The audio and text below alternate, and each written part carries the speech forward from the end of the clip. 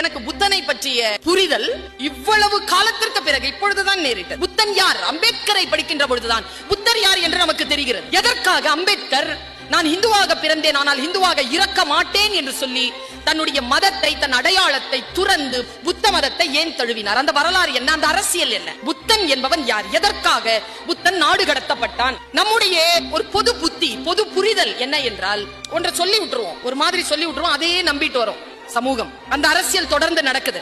அப்படித்தான் சொன்னார்கள். புத்தனுக்கு எதுன்னு தெரியாது. என்ன தெரியாது புத்தனுக்கு? சாவுனா என்னன்னு தெரியாது புத்தனுக்கு. உன் குடும்பத்துல எவனுமே செத்துருக்க மாட்டான்.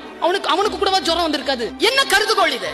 தண்ணீர் எங்கிருந்து பிறக்கிறதோ அது எங்கெல்லாம் பயணம் போகிறதோ, பயணம் போகின்ற நிலத்தில் யாரெல்லாம் வாழ்கிறார்களோ அவர்கள் எல்லோருக்கும் அந்த தண்ணீர் சொந்தம் என்று முதலில் தண்ணீர் பங்கீடு பற்றி பேசியதனால் நாடு கடத்தப்பட்டவன் புத்தன்.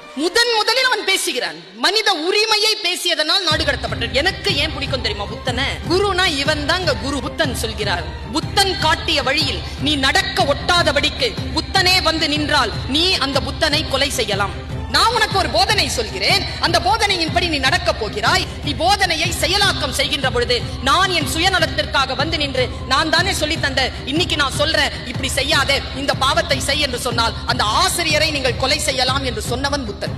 அவனுடைய அந்த சேமிப்புகள் தான் புத்தகம் என்று வந்தது.